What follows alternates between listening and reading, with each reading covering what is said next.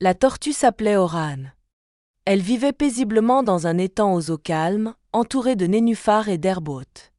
Chaque jour ressemblait au précédent, le lever lent du soleil, le chant lointain des oiseaux, les insectes qui dansaient au-dessus de l'eau. Tout était tranquille, doux, familier. Mais Oran, elle, portait en elle une curiosité étrange, un rêve secret. La nuit, lorsqu'elle sortait sa tête de sa carapace, elle fixait longtemps le ciel. Des points lumineux brillaient là-haut, mystérieux, silencieux. Les étoiles. Elles semblaient si loin, si immobiles, et pourtant si vivantes. Oran se demandait souvent, que sont-elles? Où sont-elles? Est-ce que quelqu'un peut vraiment les voir de près? Ces questions la hantaient davantage à chaque nuit. Un soir d'été particulièrement clair, allongée sur une pierre chaude, elle murmura. « Je veux les voir. Pour de vrai. Je veux m'approcher des étoiles. » Les grenouilles gloussèrent doucement. « Mais pourquoi faire? Elles sont jolies d'ici. »« Peut-être, répondit-elle. Mais je veux savoir ce qu'elles sentent, ce qu'elles disent quand personne ne les regarde. Je veux qu'elles me parlent. » Depuis ce jour, Oran n'était plus tout à fait la même. Elle regardait les arbres non plus comme des ombres familières mais comme des obstacles à franchir. Elle n'était plus simplement une tortue de l'étang. Elle devenait quelque chose d'autre. Une exploratrice. Mais comment faire? Les étoiles sont loin, inaccessibles, disait-on. Et puis, une tortue, ça ne voyage pas. Ça ne grimpe pas les montagnes. Ça ne traverse pas les forêts. Ça reste là où c'est posé. Mais Oran n'écoutait plus ces murmures. Elle passait de longues heures à observer l'horizon, à étudier le mouvement du soleil, à parler au vent. Elle sentait quelque chose l'appeler. Pas avec des mots. Avec des images, des sensations, des battements dans son cœur. C'était comme un rythme que seule elle entendait. Un matin, elle rassembla quelques affaires dans une feuille de lotus, un petit galet brillant, souvenir d'un rêve ancien, une goutte de rosée enfermée dans une coque de gland et une écorce sur laquelle elle avait tracé le dessin d'une étoile. Elle alla voir la vieille libellule bleue, sage des roseaux. « Je veux partir, dit-elle. Voir les étoiles. » La libellule la fixa longuement, sans un mot. Puis elle répondit. « Alors va. Mais souviens-toi, ce que tu cherches dans le ciel, tu pourrais le trouver ailleurs. » Oran inclina la tête, confuse. « Que veux-tu dire? Chaque étoile a son reflet quelque part ici. Ne les oublie pas. » Avec ces paroles en tête, Oran prit la route. Lentement, comme seule une tortue sait le faire. Elle posa une patte hors de l'eau. Le sol était sec, rugueux, inconnu. Mais aussi vibrant, plein de promesses. Elle regarda une dernière fois son étang. Les libellules dansaient. Les grenouilles dormaient. Le monde continuait comme si rien ne changeait. Mais tout avait changé. Elle avait fait le premier pas. Et ce premier pas, aussi minuscule fût-il, contenait tout l'univers. Elle marcha une journée entière, puis une autre. Lentement, patiemment, s'arrêtant pour écouter le vent, observer un caillou, saluer une fourmi. Chaque chose avait une voix, un murmure, un message. Elle comprenait que le monde n'était pas fait que de routes droites et de destinations claires. Il était fait d'instants. Et chaque instant valait une étoile. La deuxième nuit, elle dormit sous une feuille de trèfle. Le ciel était voilé, mais elle rêva d'une grande spirale lumineuse, d'un chemin d'étoiles qu'elle grimpait une à une, patte après patte. À son réveil, elle souriait. Un hérisson croisa sa route et lui dit « Où vas-tu, petite carapace ?»« Vers le haut, là où les étoiles chantent. » Le hérisson éclata de rire. « Elles ne chantent pas. Ce sont des cailloux en feu, très loin. »« Peut-être. Mais je veux l'entendre de mes propres oreilles. » Plus tard, elle rencontra une chenille suspendue à une branche. « Tu grimpes, toi aussi ?» demanda la tortue. « Je m'apprête à changer, » répondit la chenille. « Et toi ? » ?»« Je m'apprête à voir. » Alors on fait presque la même chose. Ces rencontres lui donnaient de la force. Chaque être croisé confirmait que le monde était vaste, vivant, surprenant. Que son rêve, même s'il semblait absurde, n'était pas inutile. Elle comprenait que ce n'étaient pas seulement les étoiles qu'elle cherchait, mais quelque chose de plus vaste, enfoui en elle. Un soir, elle arriva au bord d'une falaise. Le ciel s'ouvrait devant elle, immense. Les étoiles étaient plus nombreuses, plus vives. Une larme coula sur sa joue rugueuse. Elle murmura : « Attendez-moi, je viens. » Et dans cette promesse, il y avait toute la tendresse du monde. Elle s'installa pour la nuit au pied de cette falaise, le cœur plein. Les étoiles n'étaient pas plus proches, non. Mais elle se sentait moins loin d'elle.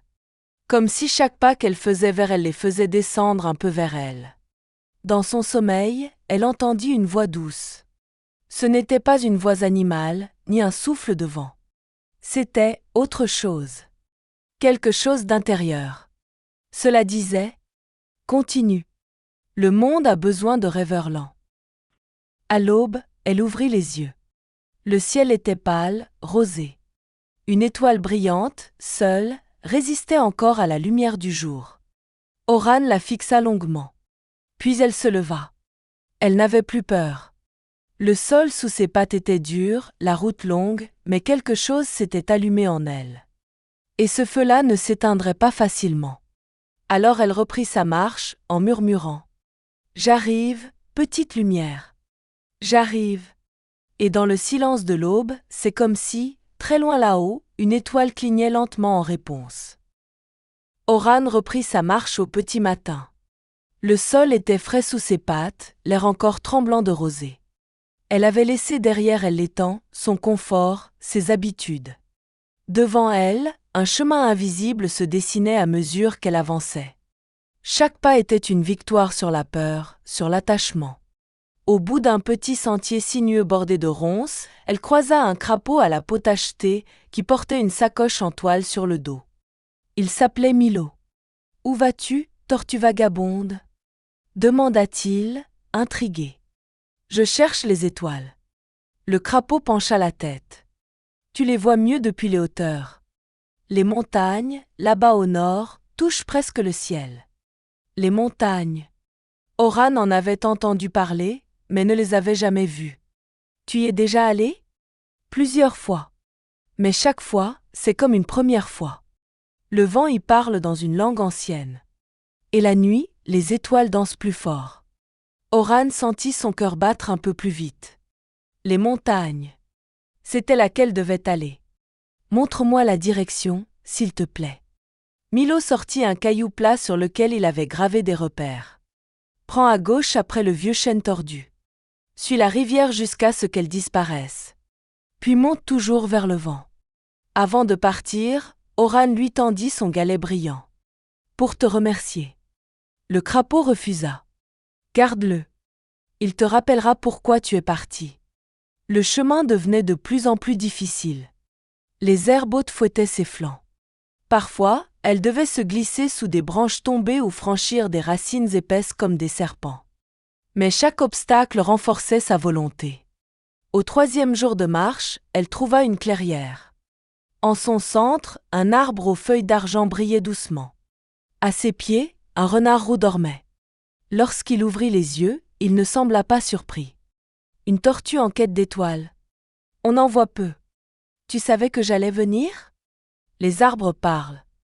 Ils m'ont dit que quelqu'un portait un rêve dans sa carapace. » Le renard s'appelait Silas.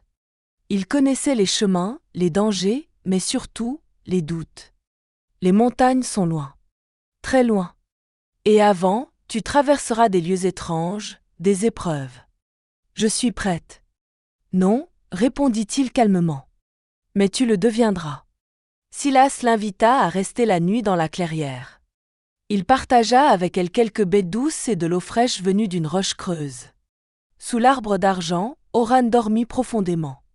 À l'aube, le renard lui offrit un petit miroir brisé. « Regarde dedans chaque fois que tu oublieras pourquoi tu marches. » Elle le remercia et reprit sa route. Le sol s'élevait lentement. À l'horizon, les montagnes commençaient à dessiner leur ombre lointaine. Elles étaient là, majestueuses, comme une promesse. Mais un vent froid se leva, chargé de murmures. Des voix invisibles soufflaient. « Rentre chez toi. Tu es trop lente. Tu n'y arriveras jamais. » Oran baissa la tête, hésitante. Alors elle sortit le miroir. Elle y vit non pas son reflet, mais celui d'une petite étoile, la même que celle qu'elle avait fixée à l'aube. Elle souffla. « Je n'ai pas besoin d'aller vite. Je vais loin. » Et ses pas reprirent, l'emmet ferme. Le vent s'était tu, mais son souffle restait dans sa mémoire. Chaque mot blessant, chaque murmure de doute trouvait un écho dans ses anciennes peurs. Mais le miroir, même brisé, lui avait montré la lumière. Elle continua ainsi jusqu'à la rivière. L'eau chantait entre les pierres, claire et vive. Oran s'arrêta pour boire, puis observa son reflet. Ce qu'elle vit la surprit. Ses yeux semblaient plus vastes, plus ouverts qu'avant. Était-ce la fatigue? Ou le début d'un changement? Un papillon bleu se posa sur sa carapace. Il resta là, immobile, comme s'il voulait l'accompagner. Elle n'osa pas bouger trop vite. « Tu veux venir, toi aussi ?» Le papillon ne répondit pas, bien sûr. Mais il ne s'envola pas. Le sentier longeait la rivière, de plus en plus escarpée. Parfois, elle glissait, parfois elle s'arrêtait longuement pour reprendre son souffle. Chaque fois qu'elle doutait, elle levait les yeux vers le ciel. Même en plein jour, les étoiles semblaient l'observer, invisibles mais présentes. En fin d'après-midi, elle atteignit une vieille souche. Dessus, un corbeau noir la fixait d'un regard perçant. « Que fais-tu là, lente créature ?»« Je monte. Je vais voir les étoiles. » Le corbeau croassa. « Et tu crois qu'elles t'attendent ? » ?»« Je l'espère. » Le corbeau déploya ses ailes. « Le ciel n'attend personne. Mais ceux qui le regardent vraiment, il les garde. » Puis il s'envola, laissant derrière lui une plume sombre, tombée près d'elle. Elle la ramassa et la glissa dans sa besace. Une étoile, un miroir, une plume. Chacun un signe. Chacun une mémoire. La nuit arriva plus vite que prévu. Le papillon s'était envolé. Elle creusa un petit nid de feuilles pour dormir. Et avant de fermer les yeux, elle pensa à Milo, au renard Silas, au miroir, à la voix du vent. Elle pensa à ce rêve si étrange, si grand. Et dans son cœur, elle sut. Elle n'était plus une tortue qui rêvait. Elle était une tortue qui avançait. Dans la nuit, un bruit léger la réveilla. C'était un petit mulot, curieux, qui reniflait sa besace. « Tu es une voyageuse ?» demanda-t-il en chuchotant. « Oui. Je vais là-haut. » Le mulot leva les yeux. « C'est beau, mais c'est loin. » « Je sais. » Il s'assit près d'elle. « Moi je reste ici. Mais j'aime écouter ceux qui partent. »« Tu raconteras ce que tu verras ?»« Oui, » dit Oran. « Je le promets. » Ils restèrent silencieux un moment, observant les premières étoiles percées entre les branches. « Elles brillent un peu plus ce soir, » dit le mulot. « Peut-être parce qu'elles savent que tu viens. » Oran sourit. Une paix nouvelle s'installait en elle. Le monde lui semblait à la fois plus vaste et plus intime. Elle referma les yeux, prête à reprendre sa marche dès l'aube. Et tandis que le sommeil la gagnait, une étoile filante traversa le ciel au-dessus d'eux, comme un clin d'œil du firmament. Au matin, Oran reprit son chemin, le cœur encore rempli des murmures de la nuit. Le petit mulot dormait à moitié enfoui sous une feuille, et elle ne voulut pas le réveiller. Elle laissa à ses côtés une petite pierre plate en forme de lune, souvenir ramassé la veille. Le sentier l'emmena vers des collines arrondies, couvertes d'herbes hautes et de fleurs aux couleurs étranges, bleu nuit, violet profond, or pâle. Ces terres vibraient d'une énergie ancienne. Chaque pas soulevait une poussière douce, presque lumineuse, et les collines semblaient respirer au rythme du vent. Oran sentait que cet endroit n'était pas ordinaire. En gravissant la première colline, elle entendit une voix douce, presque un chant. C'était une chouette blanche, perchée sur un vieux tronc. Elle paraissait aussi vieille que la terre. « Bienvenue dans les collines de la mémoire », dit-elle sans bouger. « La mémoire de qui ?» demanda Oran. « De tous ceux qui passent ici. » La chouette s'appelait Lys. Elle expliqua que les collines avaient le pouvoir de faire ressurgir les souvenirs enfouis, ceux qu'on oublie, ceux qu'on cache. Tu verras, certaines fleurs te parleront. D'autres te montreront ce que tu croyais perdu. Oran poursuivit. À mesure qu'elle avançait, des images lui revenaient. Elle se revoyait petite, sur le dos, les pattes en l'air, riant sous la pluie. Elle revoyait une amie tortue partie un jour sans dire pourquoi. Elle revoyait une étoile qu'elle avait dessinée, enfant, sur un caillou humide. Chaque souvenir était comme une lumière douce, parfois joyeuse, parfois douloureuse. Un champ de fleurs violettes lui rappela le jour où elle avait vu le ciel pour la première fois, un soir de pluie. Une pierre en forme de cœur lui rappela la peur qu'elle avait ressentie la première fois qu'elle avait voulu sortir de l'étang. Les collines parlaient. Elles n'utilisaient ni mots, ni cris. Juste des formes, des odeurs, des couleurs, des sensations. Au sommet de la plus haute colline, elle trouva un cercle de pierre. En son centre brillait une fleur dorée, seule, sans tige, flottant juste au-dessus du sol. Lys réapparut sans un bruit. C'est la fleur souvenir. Si tu la touches, tu verras le souvenir que ton cœur a le plus enfoui. Oran hésita. Et puis elle tendit la patte. Dès que sa patte effleura la lumière de la fleur, tout autour d'elle sembla ralentir. Le vent se tut, les herbes figèrent leur danse, et un silence ancien l'enveloppa. Puis, tout devint clair. Elle se vit, toute jeune, au bord de l'étang. La nuit était tombée brusquement ce soir-là, et un orage avait éclaté. Tandis que les autres animaux se cachaient, elle était restée dehors, fascinée par la lumière éclatante d'un éclair qui avait illuminé une portion de ciel étoilé. Ce fut son premier vrai contact avec les étoiles. Non pas un rêve lointain, mais une émotion vive, brute, qui l'avait traversée de part en part. Ce soir-là, elle avait compris qu'elle voulait vivre en regardant vers le haut. Mais ce souvenir était accompagné d'un autre, plus douloureux. Elle revit sa mère tortue, inquiète, la grondant doucement pour être restée dehors. Elle avait baissé la tête, honteuse. Ce jour-là, elle avait appris que les rêves pouvaient faire peur aux autres. Quand la vision s'évanouit, Oran resta un moment immobile. Des larmes coulaient, lentes, sur ses joues. Elle ne pleurait pas de tristesse, mais de reconnaissance.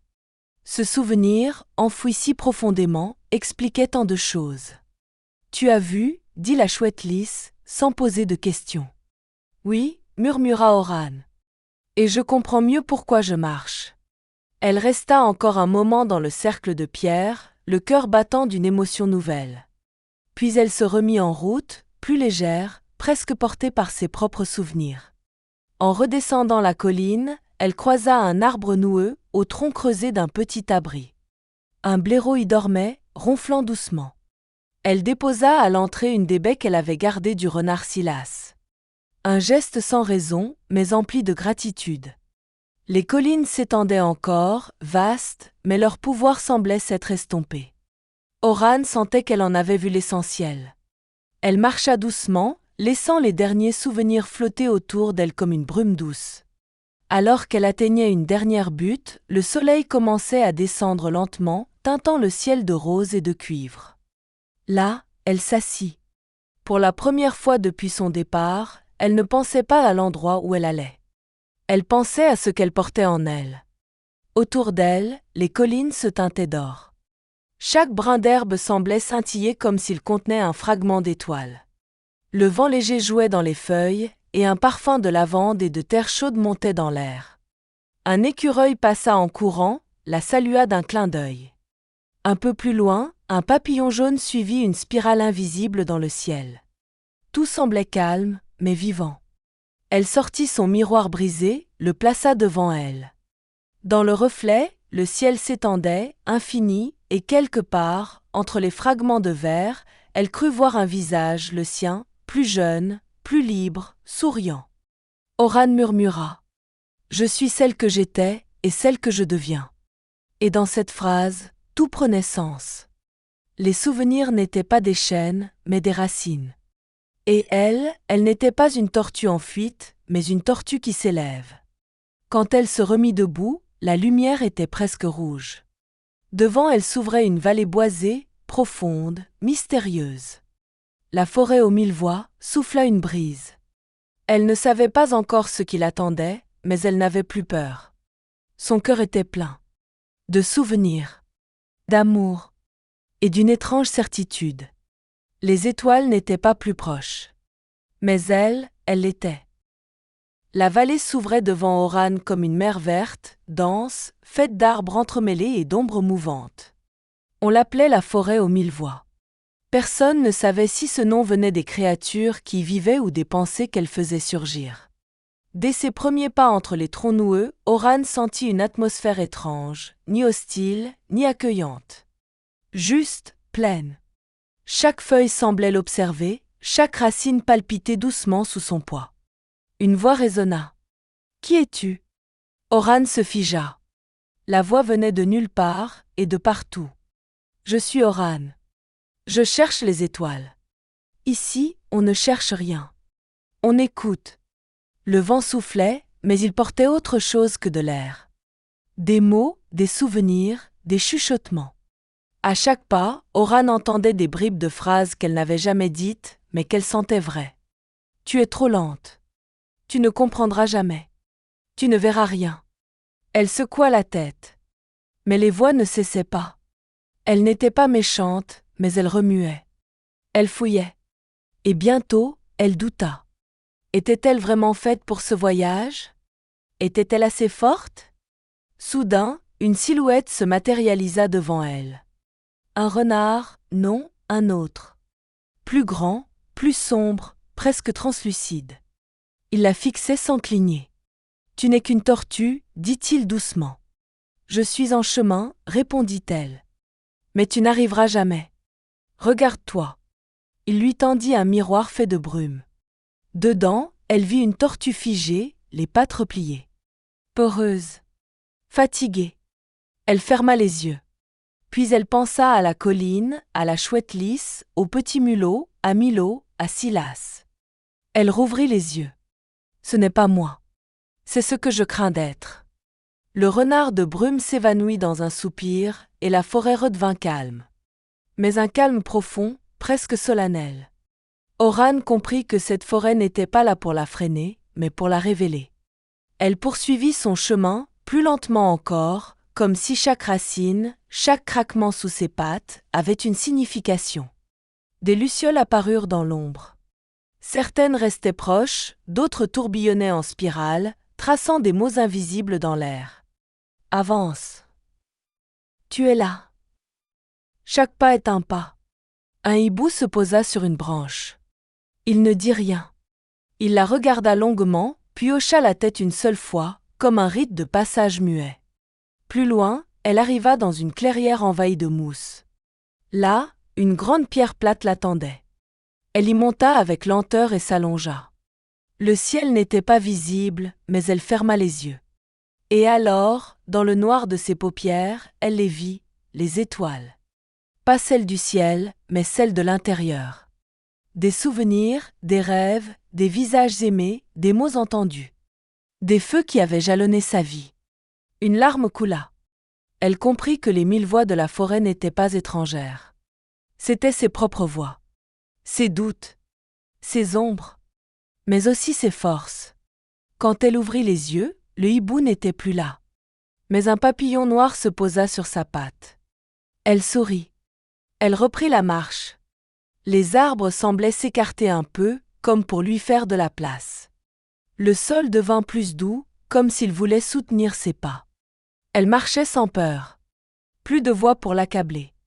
Seulement le silence, un silence habité, apaisé. Alors, elle vit une arche. Formée par 2 arbres entremêlés, leurs branches tressées comme les bras d'amis. Sur leur tronc, des marques anciennes, gravées par d'autres voyageurs. Elle posa la patte sur l'écorce. Elle sentait les battements du bois, l'écho des pas de ceux qui étaient venus avant elle. Des tortues, peut-être. Des rêveurs. Des cœurs intrépides. Avant de franchir l'arche, elle s'arrêta. Elle sortit le galet de Milo, la plume du corbeau, le miroir de Silas, la pierre-lune laissée au mulot, la baie offerte au blaireau endormi. Elle les regarda, les aligna devant elle. « Vous êtes ma lumière, dit-elle. » Elle ramassa chaque objet, les rangea avec soin, puis passa sous l'arche. Et là, le ciel apparut de nouveau. Il s'était dégagé, sans qu'elle ne le remarque. Des étoiles déjà scintillaient, même si le jour n'était pas encore tout à fait fini. Elle s'assit sur une souche, les yeux levés. Le souffle long.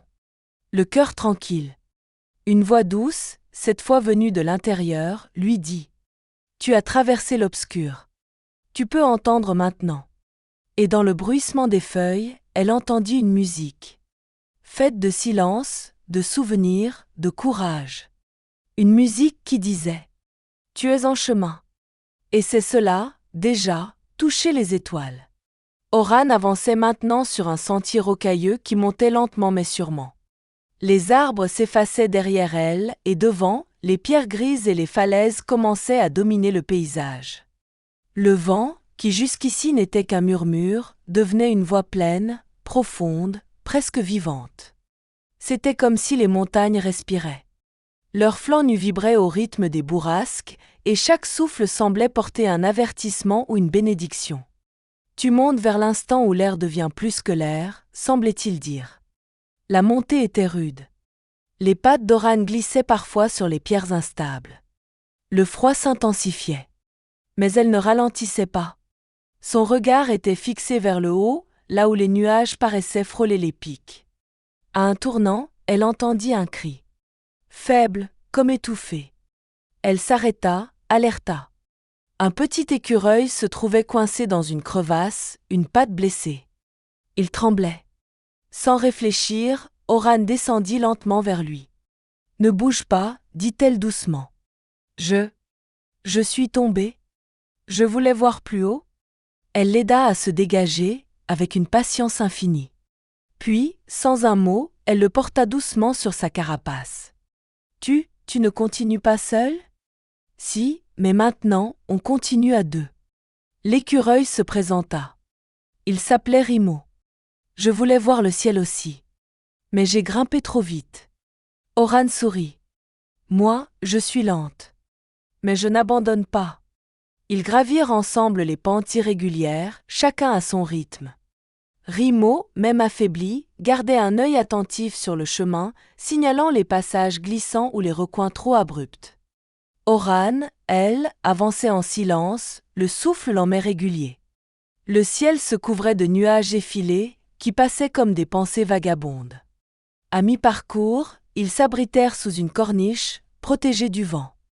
Rimo sortit un gland sec de sa petite besace et le partagea. « Tu crois qu'on verra vraiment les étoiles ?» demanda-t-il. « Je ne sais pas, » répondit Oran. « Mais ce n'est pas que pour les voir que je monte. » Rimo pencha la tête. « Pourquoi alors ? » « Parce qu'en montant, je me découvre. Et plus je monte, plus j'entends ce que je suis. » Le silence qui suivit n'était pas vide, mais plein d'une compréhension nouvelle. Après quelques heures, ils atteignirent une zone où la végétation disparaissait presque totalement. Les roches devenaient froides, striées, imposantes. Le vent y soufflait si fort qu'il faisait vibrer les pierres. À cet instant, Oran crut entendre une voix portée par le souffle. Plus haut ? Encore. Ils continuèrent, encore et encore, jusqu'à un plateau. Là, le monde semblait suspendu. Le ciel n'était plus un toit, mais un abîme inversé, ouvert au-dessus d'eux. Rimo descendit de la carapace d'Oran. Ils s'assirent tous les deux, côte à côte, au bord du vide. Les étoiles commençaient à percer le voile du ciel, une à une, timides et nettes. Oran n'avait jamais vu le monde d'aussi haut. Les collines, la forêt, même l'étang paraissaient loin, minuscules. Le vent caressait son visage. Ce n'était plus un souffle rude, mais un chant ancien. Il ne poussait plus, il enveloppait. « C'est beau, » murmura Rimo. « Ce n'est pas fini, » répondit Oran. « Regarde. » Au loin, une étoile filante traça une ligne vive. Puis une autre. Et encore une. Le ciel s'anima. Un ballet silencieux. Une réponse. Oran sentit une chaleur au creux de son cœur. « Elles sont venues, dit-elle. Tu crois qu'elles t'attendaient ? Je crois qu'elles nous regardaient depuis le début. Et qu'on avait besoin de monter pour les entendre. » Rimo sourit. Il posa une patte sur sa carapace. « Merci. » Ils restèrent ainsi longtemps, sans parler, le regard plongé dans l'infini. Quand le vent tomba enfin, Oran sortit son miroir brisé. Elle regarda dedans, et pour la première fois, elle ne vit plus de fragments. mais un reflet clair, entier. Elle murmura. J'étais venue voir les étoiles. Mais c'est moi que j'ai trouvé. Le sommet des vents n'était pas une fin. C'était un commencement. Après la clarté du sommet, vint l'épreuve du vide. Le matin suivant, Oran et Rimo entamèrent la descente de l'autre versant de la montagne. Là, le paysage changeait radicalement. Les roches devenaient sable, les pentes devenaient plaines. Mais pas des plaines vivantes, des étendues silencieuses, sèches, brûlantes, où rien ne bougeait. Le désert du doute. Rimo hésita à continuer. « Tu es sûr qu'on doit passer par là ? » « Je ne le sais pas. Mais c'est le seul chemin qu'on voit. » Le sable crissait sous leurs pas. Le vent ici ne chantait plus. Il râpait. Il effaçait. Chaque pas semblait identique au précédent. Chaque direction se ressemblait. Le ciel était immense, mais plat, vide. Aucune étoile. Pas même un nuage. Rimo finit par s'arrêter. « Je ne peux plus. C'est trop silencieux. » Oran l'aida à s'asseoir à l'ombre d'un rocher. Puis elle continua seule. Ses pensées devinrent confuses. Elle se mit à douter de tout, de la direction, du sens, de son rêve. Les voix intérieures, plus discrètes qu'avant, revenaient comme des échos lointains. « Tu es perdu. Tu n'iras pas plus loin. Tu ne sauras jamais pourquoi. » Elle ne pleura pas. Pas ici. Il n'y avait pas d'eau. Mais elle ralentit. Et au fond de son cœur, quelque chose commençait à s'éteindre. Le soleil au zénith brûlait sa carapace. Ses pattes s'enfonçaient dans la poussière chaude. Le temps ne semblait plus avancer. Et plus elle marchait, moins elle savait pourquoi. Elle se demandait si ce qu'elle cherchait avait jamais existé. Si son voyage n'était pas une illusion née d'une nuit trop claire. Puis elle aperçut une forme au loin. Une silhouette immobile, massive. En s'approchant, elle découvrit une autre tortue, plus grande, dont la carapace était marquée par le temps, les tempêtes et les silences. « Tu es perdu » dit la voix grave. « Je suis en train d'abandonner » répondit Oran sans détour. « Alors tu es au bon endroit. » L'autre tortue s'appelait Aïda. Elle vivait dans le désert depuis longtemps. Elle n'en sortait plus. « Pourquoi restes-tu ici ? » « Parce que c'est ici que j'ai cessé de fuir. » Ce n'est pas la fin, Oran. C'est un miroir. Le doute n'est pas l'ennemi. Il est la frontière entre ce que tu crois savoir et ce que tu dois apprendre. Oran s'assit à ses côtés. Elles ne parlèrent plus pendant un long moment. Le vent passait entre elles comme un vieux messager. Puis Aïda sortit une pierre lisse, polie comme un galet. Elle la tendit à Oran. « Regarde. » Oran regarda la pierre. D'abord, elle ne vit rien. Puis, peu à peu, une lumière faible émergea de la surface. Ce n'était pas un reflet. C'était comme si la pierre contenait une mémoire, l'image d'elle, plus jeune, avançant déjà, seule, dans un autre désert, celui du commencement. Elle comprit. Ce n'était pas la première fois qu'elle doutait. Ce ne serait pas la dernière. Mais chaque doute traversé l'avait portée plus loin. « Tu n'as pas à vaincre le doute, » dit Aïda. « Tu dois marcher avec lui. » Oran reprit la pierre et la glissa avec soin dans sa besace. « Merci, » souffla-t-elle. « Repose-toi. Puis repars. Tu sais déjà où aller. » Quand Oran retrouva Rimo, il dormait encore. Elle s'allongea près de lui. La nuit tombait, plus fraîche. Et dans ce désert, pour la première fois, une étoile apparut. Une seule. Mais c'était assez. Elle la fixa longtemps, puis ferma les yeux. Son cœur ne pesait plus. Il battait, libre. Demain, elle repartirait. Mais ce soir-là, dans le désert du doute, elle avait trouvé une vérité. Ce n'est pas l'absence de lumière qui fait peur, c'est d'oublier qu'on peut briller même dans l'ombre. Et cette lumière, elle l'avait rallumée. Le désert s'effaçait derrière eux. Oran et Rimo reprenaient la route, le pas plus sûr, l'esprit plus léger. Devant eux s'étendait une large crête rocheuse, courbe et lumineuse, comme un pont entre la terre et le ciel. Ce soir-là, ils atteignirent le haut de cette crête juste au moment où le jour basculait dans la nuit. Et ce qu'ils virent les figea. Le ciel. Mais pas comme avant. Pas comme dans les temps, ni depuis les collines ou les montagnes. Le ciel était partout. Il les entourait. Il semblait s'être rapproché, comme s'il avait descendu les marches de l'univers pour les accueillir. Les étoiles y étaient innombrables, vives, profondes. Certaines scintillaient comme si elles respiraient. Je ne savais pas que ça pouvait être aussi vaste, souffla Rimo. Oran ne répondit pas. Elle ne pouvait pas. Quelque chose dans sa poitrine vibrait trop fort. Elle était là. Exactement là où elle avait toujours voulu être. Et pourtant, ce n'était pas comme elle l'avait imaginé. Elle s'assit, regarda. Et doucement, elle pleura. Pas de fatigue. Pas de tristesse. Mais de beauté. Une beauté si grande qu'elle débordait d'elle-même. Elle comprenait maintenant.